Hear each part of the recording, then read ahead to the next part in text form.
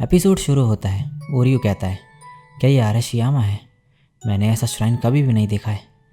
फिर ये यूना को देखकर बोलता है, इसने ये स्टूपिड फेस क्यों बनाया है और याई इतनी शॉक्ड क्यों लग रही है? फिर ये इस लड़के को देख के बोलता है, अब ये कौन है?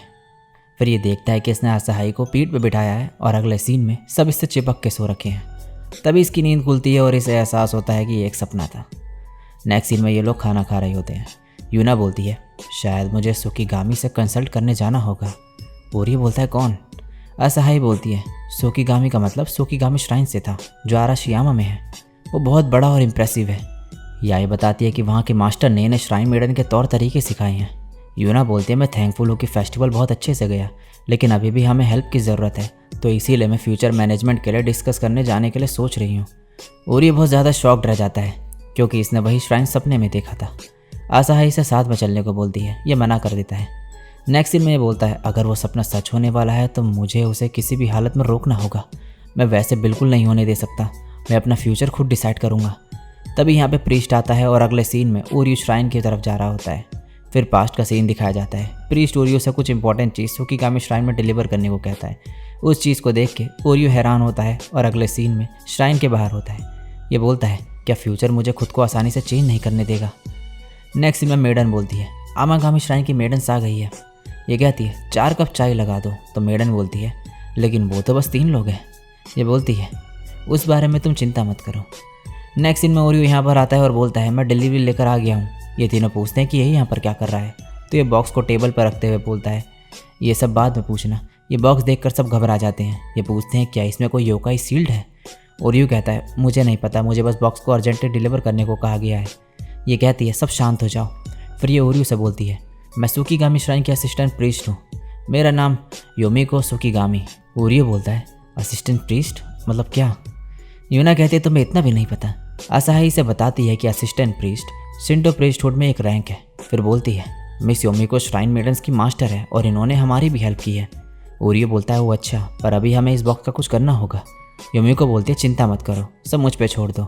ओरियो बोलता है, ये कैसा ऑरा है? क्या इस पर कोई स्पेशल पावर है? योमिको बॉक्स को खोलती है और कहती है, अच्छा वक्त इसके ख़राब होने से पहले इसे खोल दिया। ओरियो बोलता है, तो ये बस सिनेमन मोची था।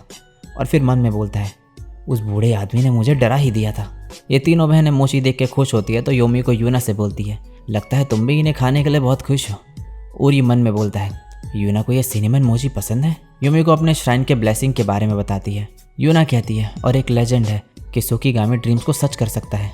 ओरियो कहता है, कैसा लेजेंड? ये कहती है, वो चांदनी रात के ड्रीमिंग रेनबो के बारे में है। ओरियो बोलता है, लगता है मैंने पहले कुछ सुना है ऐसा। यह फिर बताती है, फुल मून की रात को जब कोई चमकते हुए रेनबो के साथ चलता है तो उसका ड्रीम सच हो जाता है। यूना बोलती है, मास्टर मुझे आपसे कुछ डिस्कस करना है।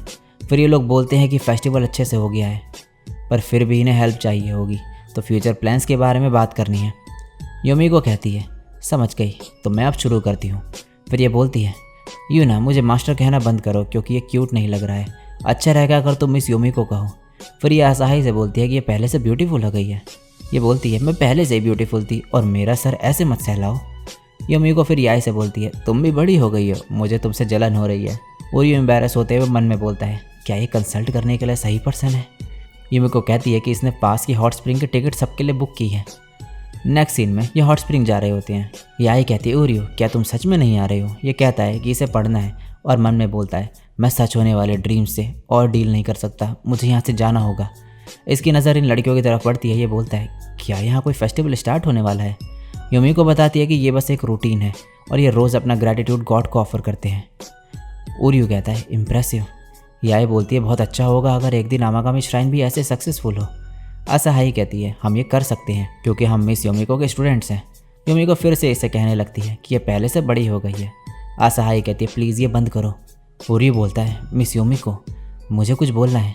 ये बोलती है, क्या? ओरियो कहता है, तुमने अभी तक इनके सवाल का जवाब क्यों नहीं दिया? योमिको थोड़ा मुस्कुराती है और कहती है, तुम काफ़ी समझदार हो। मेरा तुम्हारी हेल्प करने का कोई इरादा नहीं है क्योंकि तुम लोगों के लिए हैंडल करना मुश्किल है। यूना कहती है, ऐसा मत कहो, तुम्हें एटलीस्ट हमसे एक बार बात कर लेनी चाहिए थी। योमिको फिर इनसे पूछती है, क्या तुम लोग श्राइन को सर्व करने के लिए रेडी हो? ये तीनों कुछ नहीं बोलते। योमिको बोलती है, आसाहाई और यूना अपने एंट्रेंस एग्ज़ाम ईयर के करीब आ रहे हैं और याई के लिए अपनी यूनिवर्सिटी का करियर के बारे में सोचने का समय आ गया है। लाइफ सिर्फ प्रीस्ट बनने तक सीमित नहीं है। तुम्हें सिर्फ एक ज़िंदगी मिलती है। तुम्हें सोचने की ज़रूरत है कि तुम्हारा ड्रीम क्या है। इतना कह के यहाँ से जाने लगती है, लेकिन यूना बोलती है, मैं रेडी हूँ अपनी फैमिली और श्राइन में आने वाले लोगों के लिए, और सबसे बढ़कर मैं खुद को पूरे दिल से गॉड को समर्पित करने के लिए तैयार हूँ। तो प्लीज़ मुझे सपोर्ट करिए। ये कहती है, इससे काम नहीं चलेगा यूना, ये सिर्फ रिस्पॉन्सिबिलिटी समझ के नहीं किया जा सकता। असहाय बोलती है, मिस योमिको, हम अब प्रॉपर श्राइन मेडन्स हैं, तो चिंता की कोई बात नहीं है। ये सुनकर योमिको इनसे कहती है, फिर तो तुम मेरे हेल्प के बिना भी ये सब कर लोगे ना। फिर ये याई से पूछती है कि क्या इसे कुछ कहना है, पर ये कुछ नहीं बोल पाती। तो फिर योमिको यहाँ से जाने लगती है। और यू इसे कहता है, तुम बहुत रूड थी, मैं कुछ टाइम से इन्हें जानता हूँ, फिर भी मुझे श्राइन के लिए इनका प्यार दिखता है। तुमने तो मुझसे ज़्यादा टाइम इनके साथ बिताया है, तो तुम्हें ये पता होना चाहिए था। योमिको कहती है, क्या तुम्हें सच में समझ में आ रहा है? आमागामी श्राइन को बचाए रखने के लिए तुम्हारी पोजीशन बहुत इंपॉर्टेंट है। अगर तुम शादी करने के लिए मना कर दोगे तो श्राइन खतरे में पड़ सकता है। क्या तुमने कभी ये सोचा? एंड में फिर ये इनसे बोल के जाते हैं कि ये लोग नए पर्सपेक्टिव से अपने फ्यूचर के बारे में सोचें और कल दोबारा आके अपने थॉट्स शेयर करें। नेक्स्ट सीन में श्राइन के बाहर पे होते हैं। तभी याई यहाँ से उठ के चले जाती है। ओरियो कहता है, मुझे भी घर जाना है। डॉक्टर बनने के ड्रीम को पूरा करने के लिए मुझे पढ़ना होगा, इसलिए सॉरी, मेरा श्राइन को संभालने का कोई इंटेंशन नहीं है। ये यहाँ से जाने लगता है, पर तभी ये देखता है कि यूना नीचे गिरने वाली है। तो ये इसे पकड़ता है और इसका फेस देखकर इसको ड्रीम याद आ जाता है। नेक्स्ट सीन में योमिको प्रीस्ट से कॉल पे बात कर रही होती है। ये बोलती है, ओरियो दिखने में अच्छा है, और फिर बोलती है कि ये देखना चाहती है कि इन तीनों में से कौन आमागामी श्राइन को फ्यूचर में संभाल सकता है। दूसरी तरफ ओरियो को समझ नहीं आ रहा होता है कि इसे क्या हुआ। असहाय कहती है, यूना छोटी छोटी चीज़ों को बहुत सीरियस ले लेती है, इसीलिए डिप्रेस्ड हो जाती है। ओरियो कहता है, इसे संभालना बड़ी बहन की जिम्मेदारी है, पर ये देखता है कि याई यहाँ पर है ही नहीं। असहाय बोलती है, वो अभी डिसअपियरिंग मोड में है। फिर बोलती है, अब मुझे मैराथन मोड में आके याई को ढूंढना होगा, और यूना को इसके साथ छोड़ के चले जाती है। नेक्स्ट सीन में ओरियो इसके लिए कॉफ़ी लेके आता है, लेकिन ये इसे पीने से मना करती है। तो फिर ये इसके लिए रेड बीन सूप लेकर आता है। यूना को यह पसंद होता है, पर इससे नीचे गिर जाता है। तो ये बोलती है, क्या मैं श्राइन मेडन होने के नाते इतनी बड़ी फेलियर हूँ कि अब रेड बीन सूप ने भी मुझे रिजेक्ट कर दिया। ओरियो इसे नेगेटिव सोचने के लिए मना करता है और कहती है कि ये ऑलरेडी श्राइन के लिए बहुत एफर्ट्स लगा रही है। फिर ये पूछता है, तुम्हें श्राइन मेडन बनना पसंद है क्योंकि तुम वही बनना चाहती हो, है ना? ये कहती है, बिल्कुल नहीं, मैं बस वो कर रही हूँ जो एक श्राइन मेडन को करना चाहिए। इस सब से मेरे विश का कोई नाता नहीं है। मैं क्या चाहती हूँ वो मैटर नहीं करता। ओरियो कहता है, मैं तुम्हारे लिए एक और रेड बीन सूप लेकर आता हूँ। नेक्स्ट दिन में ये यूना की कही बात के बारे में सोचता है और कहता है, ये लोग अपने इंटेंशंस क्लियर नहीं कर पा रहे हैं, पर इसका मतलब ये तो नहीं ना कि तुम अपने स्टूडेंट्स को सिर्फ इस रीज़न की वजह से अपना काम छोड़ने के लिए फोर्स करो। ये यूना के पास जा रहा होता है, पर देखता है कि योमिको उसे छुप के देख रही है। ओरियो इससे पूछता है कि ये यहाँ पर क्या कर रही है। ये जल्दी से झाड़ के पीछे चले जाती है और फिर नॉर्मल होकर बोलती है कि ये बस वॉक कर रही थी, और फिर यहाँ से चले जाती है। ओरियो देखता है कि यूना यहाँ पर नहीं है, तो फिर ये उसे ढूंढने लगता है। एंड में यूना इसे झरने के पास मिलती है। ये झरने के पास जा रही होती है। ओरियो कहता है, कहीं ये वाटरफॉल ट्रेनिंग करने तो नहीं जा रही। ये जल्दी से इसके पास जाता है और बोलता है कि कपड़ों के साथ ये पानी में नहीं जा सकती। यूना कहती है, तुम सही कह रहे हो, और फिर ये अपना लोअर उतार देती है। ओरियो कहता है, ये कोई सॉल्यूशन नहीं है।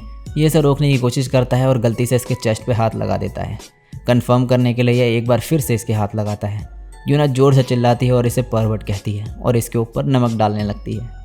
नेक्स्ट सीन में श्राइन जा रहे होते हैं। यूना से ये सॉरी कहता है और बोलता है, मैं बस तुम्हारी हेल्प कर रहा था और तुम स्ट्रेंज बिहेव कर रही थी, सोचो मुझे कैसा लगा होगा। ये कहती है, मैंने तुमसे मदद करने को नहीं कहा। तुमने कहा कि तुम शादी नहीं करना चाहते और तुम्हें डॉक्टर बनना है, तो फिर भी तुम पढ़ाई छोड़ के हमारे पीछे क्यों लगे रहते हो? तुम्हें हमारी चिंता करने की कोई ज़रूरत नहीं है। तुमने श्राइन को बचाने में हमारी थोड़ी मदद क्या कर दी? तुम्हें तो लगने लगा कि हम खुद कुछ नहीं कर सकते। फिर ये आगे इसे और ज़्यादा सुनाते जाती है और बोलती है, तुम थोड़े से गुड लुकिंग क्या हो, खुद को ज़्यादा ही हीरो समझते हो, ज़्यादा ओवर कॉन्फिडेंट मत बनो, और इसीलिए nerdy, secretly pervy, self important narcissist worst होते हैं। ओरियो चिल्लाते हुए बोलता है, अपना भू बंद करो। तुमने सही कहा, मैं दूसरों की मदद करता हूँ ताकि खुद को अच्छा फील करवा सकूँ। मैं स्मार्ट हूँ, स्किल्ड हूँ, कुछ भी इजीली हैंडल कर सकता हूँ। मैं नार्सिसिस्ट हूँ जो सोचता है कि वो गुड लुकिंग है। यूना बोलती है, तो तुम्हें पता है? ओरियो कहता है, मैं ये सब कर रहा हूँ क्योंकि मुझे करना है, तो तुम्हें कुछ प्रॉब्लम है? तभी यूना हंसने लगती है। ओरियो कहता है, क्या हुआ? ये कहती है, जब कोई इतनी अनकूल चीज़ बोलेगा तो बस हंसी ही आएगी ना। ओरियो को गुस्सा आ रहा होता है पर एम्बेरस भी फील कर रहा होता है। ये यूना कहती है, अब मुझे अपने से दुखी होना स्टूपिड लग रहा है। तभी ये अपनी मॉम को याद करती है और फिर कहती है, तो तुम ये सब कर रहे हो क्योंकि तुम करना चाहते हो, हाँ? और फिर से हंसने लगती है और फिर ओरियो को नार्सिसिस्ट कहने लगती है। ओरियो कहता है, हे बस बहुत हुआ। ओरियो इस पर चिल्लाने लगता है तो यूना बोलती है, अब इतने नाराज भी मत हो, अपना चेन ऊपर करो। और ओरियो चिल्लाते हुए बोलता है, मैं तुम्हें हेट करता हूँ, मैं तुम्हारे लिए अब दोबारा रेड बीन सूप कभी नहीं खरीदूंगा। और इसी के साथ ये एपिसोड यहीं पे एंड हो जाता है।